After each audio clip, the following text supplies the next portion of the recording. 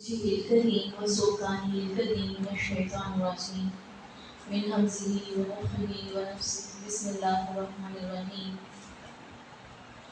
اللهم صل على محمد وعلى آل محمد كما صليت على إبراهيم وعلى آل إبراهيم إنك حميد مجيد اللهم بارك على محمد وعلى آل محمد كما باركت على إبراهيم وعلى آل إبراهيم إنك حميد مجيد.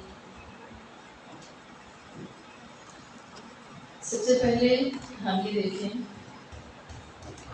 اب ہم جو پڑھنے لگے ہیں آج باب، اس کو کیا کہا جا رہا ہے؟ باب. شروع میں ایک لفظ لکھا آتا ہے کتاب، جیسے یہ ہے کتاب الطہارہ، پھر اس کے بعد ہے باب المیاہ اور اب ہے باب الآنیہ. اب کتاب اور باب میں کیا فرق ہے؟ تھوڑا یہ بھی ہم جانیں. کتاب کا لفظ کتبہ سے، کتبہ میں لکھا ہوا، ایک معنی کتبہ کا لکھنا، اور ایک ہے اس کا بہت سی باتوں کا مجموعہ، بہت سی باتوں کا مجموعہ. وہ جو باتیں اکٹھی کی گئی ہیں اس میں تاریخ بھی ہو سکتی ہے، روایات بھی، مسائل بھی، حدیث بھی وغیرہ. اب ہمارے پاس تو چونکہ اس وقت حدیث کی کتاب ہے تو اس میں حدیث کی، اب کتاب اس میں بہت سی باتیں ہوتی ہیں اور یہ بہت زیادہ چیزوں کو اس میں اکٹھا کر لیا جاتا ہے. اس کا بھی عنوان ہے آگے کتاب کا طہارہ، طہارت کا باب. طہارت کا معنی پاکیزگی، پاک ہونے کا باب. اب یہ تو ان گنت چیزیں ہیں جن کی پاکی ضروری ہے، برتن، پانی، کھانا، لباس، ان گنت چیزیں ہو گئی نا. تو کتاب ہو جس میں بہت ساری چیزوں کا مجموعہ ہوگا، بات سمجھ آ رہی ہے نا؟ اس میں بہت ساری تفصیلات آ جائیں گی. طہارت تو جسم کی بھی، جسم نیچے لباس اوپر اس کی بھی، برتن کی بھی، برتن نیچے پانی اندر پانی کی بھی. تو جب پھر اگلے موضوع سے بدلتے جائیں گے کتنے تو کتاب کیا ہے؟ مجموعہ بہت ساری چیزوں کا.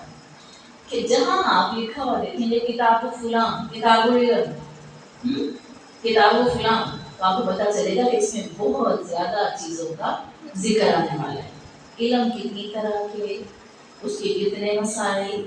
ٹھیک ہو گیا؟ آگے آ جاتا ہے باب. ہمارے یہاں عام زبان میں باب کس کو کہتے ہیں؟ وہ چیز جس میں داخل ہوا جائے. یہ کیا ہے؟ دروازہ. کس کا؟ روم کا دروازہ روم کا کہلاتا ہے، ہال کا ہال کا، کلاس روم کا کلاس روم کا، کچن کا کچن کا. باب صرف ایک چیز کا ہوتا ہے، اس میں مجموعہ نہیں ہوتا، ایک چیز کا باب ہے نا، ایک ہی چیز کا. اگر یہ باب ہال کا ہے تو اس سے آپ کچن میں انٹر نہیں ہو سکتے، واش روم کا، کچن کا، ڈور کلاک جو بھی. تو باب پھر کیا ہوا؟ ایک ایسی چیز جس میں داخل ہوا جائے. تو پھر وہ کتنی ہوگی اندر جا کے؟ ایک ہی موضوع ہوگا باب میں، ایک ہی موضوع ہوگا. اس کے بعد ہم دیکھتے ہیں پیچھے میاہ. میاہ کس کی جمع ہے؟ ماؤن. ماؤن کیا ہے؟ پانی. اب یہ کہہ رہے ہیں میاہ پانی کی جمع. کیوں؟ پانی ایک قسم کا ہوتا ہے، کنویں کا پانی، نہر کا پانی، سمندر کا پانی. پانی کی اتنی قسمیں ہیں، بارش کا پانی ہے، چشمے کا پانی ہے، پہاڑ سے نکل آیا ہے، نالوں کا پانی ہے. تو پانی کی تو پھر کتنی شکلیں ہو گئی نا. اس لیے یہ باب الماء نہیں ہے، میاہ.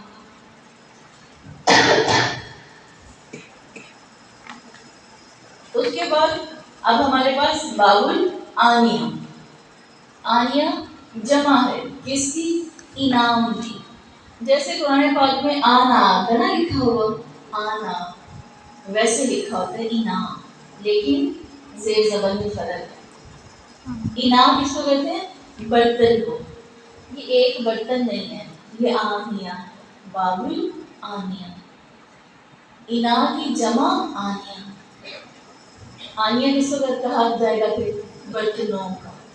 अब बर्तनों के मटीरियल कितने होते हैं आपको पता है? प्लास्टिक का बर्तन, स्टील का बर्तन, शीशे का बर्तन, मिट्टी का बर्तन, सोने चांदी का बर्तन, मेटल के बर्तन, पता नहीं कोई धात रह नहीं गई, लकड़ी के बर्तन।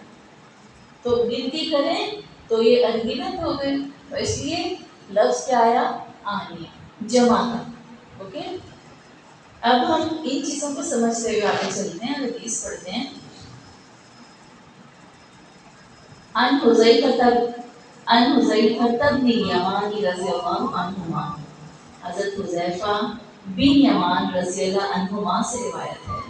क़ाला, आपने फरमाया, क़ाला रसूलुल्लाहि, कि नबी सल्लल्लाहु अलैहि वसल्लम ने फरमाया है, ला तशरबू, ना तुम पियो, फी आनियति ज़हबी, सोने के बर्तनों में।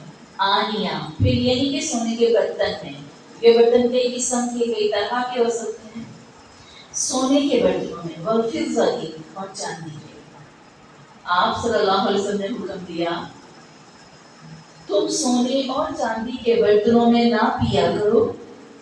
अब पीने से किसी को लगता कि पानी पीने की लिक्विड चीज मना है, शायद उसकी चल सकती है। वला ताकुलू, और ना तुम खाया करो, फी सिहाफिहिमा, इनकी प्लेटों में। हिमा क्यों आया यहाँ? तस्मिया की ज़मीर क्यों आई है?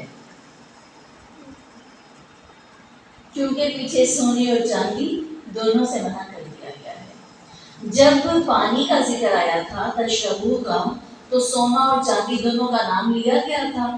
यहाँ जब दोनों का नाम नहीं लिया गया तो सिहाफी हिमा कर दिया। उन दोनों यानी सोने और चांदी की प्लेटों में, सिहाफ प्लेट को कहा जाता है, उनकी प्लेटों में ना खाया करो और ना पानी पिया करो। फ़इन्नहा, बेशक वो जो है ये प्लेटें होती हैं या ये सोने चांदी के जो बर्तन हैं, लहुम, उनके लिए हैं, फिर दुनिया में, वलकुम, और तुम्हारे लिए हैं, फिर आखिरती, आखिरत में। ये बर्तन तुम्हें आखिरत में मिलेंगे, तुम्हारे लिए जन्नत में सोने और चांदी के बर्तन हलाल होंगे और तुम्हें मुयस्सर होंगे। और ये कुफार के लिए हैं। जब भी तुम के मुकाबले में उनका जिक्र आए तो मुराद हमेशा क्या होती है? मोमन के बदले काफिर। ये कुफार के लिए दुनिया में है और तुम्हारे लिए आखिरत में है। मुत्तफ़क़ुन अलैहि, इस हदीस पर इत्तफाक किया गया है। जिस भी हदीस के आखिर में मुत्तफ़िक़ अलैहि आता है, आपने शुरू में पढ़ लिया, इससे मुराद कौन सी हदीस होती है? मुस्लिम और बुखारी। बुखारी और मुस्लिम, मुत्तफ़िक़ अलैहि। ठीक हो गया? कोई सवाल इसके बारे में जो बात समझ ना आई हो?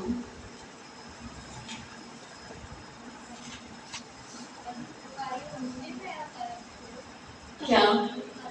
हाँ जी, मुत्तफ़िक़ अलैहि सिर्फ इससे मुराद बुखारी और मुस्लिम की किताब होती है। इससे एक मसला अखज़ होता है कि अगर कोई बर्तन टूट जाए, कोई क्रैक हो जाए, तो लीकेज शुरू हो जाए, उसको जोड़ना हो, तो उससे सोने और चांदी के जोड़ से, तार से, या उसकी थोड़ा सा पिघला के बर्तन को जोड़ा जा सकता है। पूरा बर्तन नहीं ना इस्तेमाल करना सोने चांदी का। एक और भी चीज़ है, आपको ये भी पता होना चाहिए, बर्तनों की तासीर होती है। लकड़ी के बर्तन में पकाया तो इसलिए न जा सकता कि वो जल जाती है, लेकिन लकड़ी के बर्तन में खाने की तासीर है। और इसी तरह सिल्वर का बर्तन जब कुकिंग करते हैं मेल्ट होता है, घुलता है। मिट्टी के बर्तन में जब कुकिंग करते हैं, मिट्टी के अंदर मिक्स होती है, हालांकि मिट्टी वो नजर तो नहीं आ रही होती, और कभी सिल्वर घुलता नजर आया किसी को? लेकिन दोनों चीजें जाती हैं। हम जब सिल्वर के बर्तन में पकाते हैं तो हम सिल्वर खाते हैं, जब मिट्टी के बर्तन में पकाते हैं तो हम मिट्टी को भी खाते हैं। जब स्टील के बर्तन में पकाते हैं तो स्टील नहीं घुलता। स्टील एक ऐसा मेटल है जो नहीं घुलता, शीशा नहीं घुलता। शीशे के बर्तनों में पकाएं, शीशे के बर्तन में पकाया जा सकता है, जो सही शीशा किसी ٹیمپریچر کے مطابق بنایا جاتا ہے اس پر پکایا جا سکتا ہے اور وہ نہیں گھلتا. لیکن سلور گھلتا ہے, مٹی گھلتی ہے, ایک پیتل ہوتا تھا پچھلے زمانے میں وہ بھی گھلتا ہے. ٹھیک ہے, اور سلور اور پیتل انسانی جسم کے لیے انتہائی نقصان دہ, انتہائی نقصان دہ. اور مٹی فائدہ ہی فائدہ ہے. مٹی اور اس کو گرو کرے گی اور اچھا کرے گی. خود انسان بنائی مٹی سے ہے. مٹی کے بے شمار فوائد ہیں جو مٹی کے برتنوں میں کھائے جانے والے جو کھانے ہوتے ہیں وہ بہت شفا والے ہوتے ہیں. مٹی کے اندر پکائے ہوئے کھانے ٹھنڈے ہوتے ہیں, ان کی تاثیر ٹھنڈی ہوتی ہے. اور سلیور جو ہے وہ اس میں سے زہریلے مادے ہوتے ہیں. اور پلاسٹک کے برتن میں زہر کے وہ جراثیم پائے جاتے ہیں. اگر کوئی پلاسٹک کے برتن میں کھانا پکانا تو پوجا رہ گیا, صرف گرم کرتا ہے, گرم اون میں گرم کیا جاتا ہے پلاسٹک کا برتن رکھ کے, سمجھے وہ زہر کی قطرے اپنے اندر اڑے ہوئے ہیں. اتنا خطرناک ہے, سب سے زیادہ نقصان دہ پلاسٹک کا برتن. کبھی بھی پلاسٹک کے برتن میں دہی نہ رکھیں, سلور کے برتن میں کبھی دہی نہ رکھیں. دہی میں نے اسپیشل دہی کیوں کہا؟ دہی میں کھٹاس ہوتی ہے, وہ کھٹاس پورے اس کو چن لیتی ہے بغیر گرم کیے. دہی کو تو کوئی گرم نہیں کرتا. دہی آلریڈی خود ہی اندر اس میں جو ہوتے ہیں ایسڈ ہوتا ہے, وہ جو ایسڈ ہے نا وہ اس کو کھینچتا ہے. تو دہی کو مٹی کے برتن میں رکھیں, اسٹیل کے برتن میں رکھیں, شیشے کے برتن میں رکھیں. جمانے کے لیے بھی فریج میں رکھتے ہیں. گھروں میں پلاسٹک کے برتن یوز نہ کریں. یہ میں کس طرف چلی گئی, جو برتن ہے نا اس کا انسان کی جو ہے نا معدہ, اس پہ بڑا کام ہے, بہت اثر انداز ہوتا ہے. جب وہ معدے پر اثر انداز ہوتا ہے تو پھر اس کا انسان کی ہر چیز پر کیا ہوتا ہے. معدہ ایک برتن ہے جس سے انسان کے سارے جسم کو کھانے کی انرجی سپلائی ہوتی ہے. جس کے معدے میں زہر چلا گیا سمجھو اس کے سر کے بال سے لے کے پاؤں کے ناخن تک زہر چلا گیا, اور جس کے معدے میں فائدہ چلا گیا اس کے سر کے بال سے پاؤں کے ناخن تک فائدہ چلا گیا. تو ان چیزوں کا بھی خیال رکھا کریں, یہ بہت ضروری ہے. اچھا اب ایک چیز ہے, سونے اور چاندی. آپ حیران نہیں ہوئے کہ کوئی ایسی چیز جو دنیا میں حرام ہو اور جنت میں حلال ہو, ایسا کوئی اللہ نے نہیں رکھا. تو پھر سونے چاندی کے برتن وہاں حلال کیوں ہیں؟ کیونکہ سونے چاندی کے برتن اس کی غلط تاثیر کی وجہ سے حرام نہیں ہے. وہ کس وجہ سے حرام ہے؟ نمائش کی وجہ سے, ریاکاری کی وجہ سے. ریشم کا کپڑا عورت کے لیے جائز ہے, مرد کے لیے حرام. حالانکہ ریشم کا کپڑا اگر وہ مرد کے لیے حرام کیوں ہے؟ سونا مرد کے لیے حرام ہے, عورت کے لیے جائز ہے. اگر از خود سونا غلط ہوتا یا ریشم نقصان دہ ہوتا تو کس کس کے لیے حرام ہوتا؟ دونوں کے لیے ہوتا. تو اب سونا اور چاندی کے برتنوں میں ریاکاری. اچھا مردوں کو ریاکاری اور دکھاوے سے منع کیوں کیا گیا, روکا کیوں گیا؟ ریشم کو نہیں پہن سکتے, میک اپ کو نہیں خرید کر سکتے, کالے پیلے ہوئے ہوتے ہیں سارا دن محنتیں کر کر کے, ہاں, اور ان کی حالت کیا ہوئی ہوتی ہے. اور ایون دیکھ کے ان کو نمائش کے لیے برتنوں سے بھی سونے چاندی سے منع کر دیا گیا ہے. کیوں؟ اس کی وجہ یہ بھی ہو سکتا ہے. لیکن دراصل بات یہ ہے کہ مرد کو فوکس کر دیا گیا ہے. اس غریب کو اللہ تعالیٰ نے اپنے ٹارگٹ پہ, مشن پہ مضبوط کر دیا ہے. یہ جتنی چیزیں میں نے کاؤنٹ کی ہیں یہ سب لفڑے ہیں, یہ سب پیشن ہیں, اور یہ عورتیں کریں اور اپنے وہ مزے لیں. عورتوں کو تو شہزادی کے روپ میں رکھا اللہ تعالیٰ ہے, وہ انجوائے بھی کر سکتی ہے اور وہ یہ سب کچھ. حالانکہ زندگی آسان نہیں ہے, مشقت بہت زیادہ ہے, لیکن ساتھ ساتھ مشقت کے یہ چیزیں بھی رکھی ہیں. اور مرد پہ تو کچھ بھی نہیں.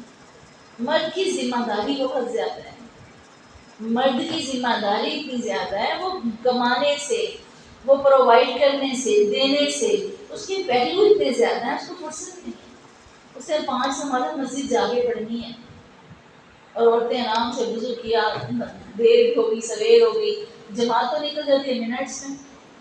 مرد کو اللہ نے بیوٹیفل, بہادر, ٹارگٹ اچیو کرنے والا, دوڑنے والا, اور اس کو مشن کا جو ہے نا پابند بنایا ہے. اس وجہ سے ان چیزوں میں ڈالا ہی نہیں لگ. یہ چیزیں آپ کے پاؤں کی زنجیر بن جاتی ہیں, یہ تماشا بن جاتی ہیں. اور یہ بات ایسے ہی مشہور نہیں ہے, یہ بہت بڑی حقیقت ہے کہ پارٹی ہوتی ہے اور پورا ٹائم شام 5 بجنے والے ہیں, پارٹی پہ جانا ہے اور بچوں کو پتہ ہے جانا ہے, بوائز کو, ٹھیک ہے. تو میرا قریب سے اس کا مشاہدہ ہوتا ہے میرا. 4:45 بھی زیادہ ہیں کہ 4:45 بجے میں چیخ رہی ہوں لیٹ ہو جانا ہے, بچے نہیں اٹھتے. ٹھیک 5 منٹ پہلے سیکنڈ میں بات لے کے وہ نیچے کھڑے ہوتے ہیں اور میں پھر اینڈ پہ پہنچی ہوتی ہوں. اور لڑکیاں تیاری کب سے شروع کرتی ہیں, برقعے کا کون سا حصہ سلوٹ والا ہے اور کون سی اس کی میچنگ پوری ہوئی ہے اور کون سی رہ گئی ہے. یعنی یہ حقیقت ہے نا. تو عورت کو اتنا ذمہ دار, اتنا زیادہ ٹارگیٹ اچیو کرنے والا اور اتنی دوڑ لگانے والا نہیں بنایا. مرد سے اس لیے سب چیزیں دور رکھی ہیں. اور اگر کہیں ایسا ہوتا کہ سونا چاندی زیور کی صورت میں مرد کے لیے جائز نہیں تھا, اگر برتنوں کی صورت میں ہوتا تو مرد اور کچھ کرتے نہ کرتے, نمائش کے لیے ضرور کرتے. اللہ انسان کی فطرت کو, لاجک کو, ہر چیز کو جانتا ہے. اللہ نے جس چیز کو جب جتنا جیسا حلال کیا اور جتنا حرام کیا, رسول کریم کی زبان سے حدیث کی صورت میں یا قرآن کی آیات کی صورت میں, اور سراسر انسان کے لیے خیر اور بھلائی کی بھلائی. اب ان کے اوپر حرام ہے تو وہ سب پر ہی حرام ہے. عورتیں کون سا کسر چھوڑتی. جب برتن بن جاتے تو پھر مرد بھی کھاتے اور عورتیں بھی کھاتی, تو پھر مسئلہ طوفان برپا ہو جاتا. اب چونکہ وہ سلور کی طرح اور دوسری چیزوں کی طرح ویسے نقصان دہ نہیں ہے, تو اس لیے اس کا کیا چیز جائز ہے, اس کا جوڑ, اس کی تار سے آپ برتن کو جوڑ سکتے ہیں. دوسری حدیث وعن ام سلمہ رضی اللہ عنہا, حضرت ام سلمہ رضی اللہ عنہا سے روایت ہے, قالت وہ فرماتی ہیں, قال رسول اللہ صلی اللہ علیہ وسلم نے فرمایا ہے, الذی یشرب فی اناء الفضہ. یہ دیکھیں اس کے الف کے نیچے کیا نظر آیا آپ کو, زیر نظر آئی, اینا, ٹھیک ہے, فی اناء الفضہ. آپ نے فرمایا الذی, وہ جو یشرب پیتا ہے, فی اناء الفضہ, چاندی کے برتن میں. اگر پھر بھی کوئی پچھلی حدیث کے حکم کے بعد مطلب ہوتا ہے سم ٹائم ہمارے لیے یہ خیال آتا ہے کہ چلو اس کام کو کر لیتے ہیں, حرج نہیں, ایسا لگتا ہے ہمیں. یہ وضاحت اللہ کے نبی نے کر دی کہ کوئی پچھلے ایک حکم کو پڑھ کے سن کے یہ سمجھے کہ چلو زیادہ نہیں تو کبھی کبھی پی لیں, کبھی کبھی کھا لیں یا کچھ بھی, تو اس کی وضاحت اس جملے میں ہو گئی, اس حدیث میں آ گئی. وہ شخص جو پیتا ہے چاندی کے برتن میں, انما بے شک, یجرجر, وہ بھرتا ہے, فی بطنہ, اپنے پیٹ میں, نارا جہنم, جہنم کی آگ کو. پھر یہ سمجھو کہ اپنے پیٹ میں وہ جہنم کی آگ کو دیتا ہے, بھرتا ہے.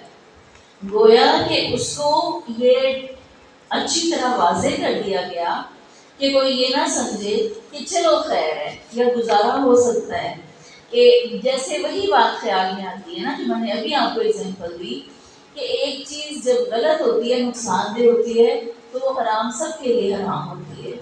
جب سونا چاندی عورتیں پہن کے اگر وہ ان کو مطلب نقصان نہیں دے رہی, حرام نہیں ہے, تو کھانے کے برتن کی صورت میں پھر کیوں حرام نہیں. ٹھیک ہے, یہ اس کے الگ لاجک ہے. لیکن وہ جب اس طرح انسان سوچتا ہے تو کہتا ہے چلو خیر ہے, کوئی بات نہیں, یہ کوئی سور کی طرح تو نہیں نہ ہے جو سب پر حرام ہے, یہ کوئی فلاں چیز کی طرح تو نہیں نہ ہے, چلے یہ جائز تو ہے نا عورتوں کے لیے, تو انسان کر لے. اللہ کے نبی نے اس کو اچھی طرح واضح کر دیا کہ جو چاندی کے برتن میں کھائے گا وہ اپنے پیٹ میں آگ ہی بھرے گا. جب برتن ہی رکھنے, یہ سب کے لیے ایکول. عن ابن عباس رضی اللہ تعالی عنہما, حضرت ابن عباس رضی اللہ تعالی عنہما سے روایت ہے, قال, آپ نے فرمایا, قال رسول اللہ, یہ فرمایا ہے رسول اللہ صلی اللہ علیہ وسلم نے, اذا دبغ الاحاب, اذا جب دبغ رنگا جائے, الاحاب چمڑا, لیدر, لیدر, ٹھیک ہے, اردو میں چمڑا, انگلش میں لیدر, عربی میں احاب, فقط طہورا, تو تحقیق وہ پاک ہو گیا. جب چمڑا ڈائی کر لیا جاتا ہے، رنگ لیا جاتا ہے، تو وہ پاک ہو جاتا ہے۔ ہم باب پڑھ رہے ہیں کس چیز کا؟ برتنوں کا۔ چمڑے کا ذکر کیوں آ گیا؟ کوئی بتائے گا؟ پہلے دور میں 90% برتن چمڑے ہی کے ہوتے تھے۔ آج تک اگر ہمارے سامنے کوئی چیز آئی ہے تو صرف لیدر بیگ آیا ہے جس کو پانی کا مشکیزہ کہا جاتا ہے، وہ بھی ہم نے خال کہیں دیکھا ہے۔ مطلب بہت بچپن میں کسی کو وہ جو ماشکی ہوتا تھا روڈ پہ یا پودوں کو پانی چھڑکاؤ کرتے وقت بس ہم نے دیکھا ہے، بہت مدت پہلے، اور ہمارے بچوں نے وہ بھی دیکھا۔ گویا بہت ساری چیزیں معدوم ہو گئی، وقت کے ساتھ ساتھ ختم ہو گئی۔ لیکن پہلے کیا تھا؟ چمڑے کے برتن ہوتے تھے، چمڑے کے برتن ہاتھوں سے تیار کیے جاتے تھے، اس میں کھایا اور پیا جاتا تھا۔ اب چونکہ چمڑا جو ہے وہ اترتا ہے ڈیڈ باڈی سے۔ اچھا، اب ایک چمڑا ہے جو ایک جانور کو ذبح کر کے اتارا جاتا ہے، اس پر تو سوال ہی نہیں بنتا، وہ تو جائز ہی جائز ہے، کیونکہ اس کو ہم نے خود ذبح کیا، خود کاٹا اور حلال طریقے سے کیا۔ تو حلال جانور کو حلال طریقے سے ذبح کرنے کے بعد اس کی ہر چیز حلال ہو گئی، اس کا چمڑا، اس کی جو کیا اس کو کہتے ہیں کھال، اس کی کھال ہی چمڑا بنتی ہے نا، اس کے دانت حلال، اس کی ہڈی حلال، آپ کو پتہ اس کی ہر چیز حلال اور بکتی بھی ہے اور استعمال بھی ہوتی ہے، اس کی چربی بکتی ہے، اس کی آنتیں بکتی ہیں۔ آنتوں سے کیا بنتا ہے بھلا؟ میں نے بتایا تھا ایک دفعہ، سوسز بنتی ہیں، یہ جو ہم کھاتے ہیں کیا اس کو بولتے ہیں کتنے شوق سے، سویا سوس، چلی سوس، یہ سوسز اس سے بنتی ہیں، آنتوں سے۔ اور اتنا مطلب ایک ایک چیز، ایک ایک ہڈی سے، پتہ نہیں جسم کی تمام، یہ آپ لوگ جیلیٹن پاؤڈر یوز کرتے ہیں، یہ جو ہمارے یہاں یوز ہوتا ہے بیکنگ پاؤڈر، یہ والا کس کا بنتا ہے؟ یہ ہڈی کا بنتا ہے، جانور کی ہڈی کا۔ اسی طرح یہ بہت ساری چیزیں ایسے ہی یوز ہوتی ہیں، ہر چیز کو اللہ نے جائز قرار دیا۔ تو پھر یہ سوال کیوں آیا؟ جب رنگا جائے چمڑا تو پاک ہو جاتا ہے، جب بھی یہ تو پہلے ہی پاک ہوتا ہے۔ گیس تو کریں، ہاں انسانوں کا جب آپ کو ادھر کسی نے ذبح نہیں کیا تو وہ جانور ڈیتھ نہ کرتے ہیں۔ ہاں جی شاباش، یہ مردہ جانور کے لیے ہے، ٹھیک ہے، یہ بات مردہ جانور کے لیے ہے۔ کتنے جانور خود ہی سے بھی تو فوت ہو جاتے ہیں، اچانک سے بھی تو ان کی ڈیتھ واقع ہو جاتی ہے۔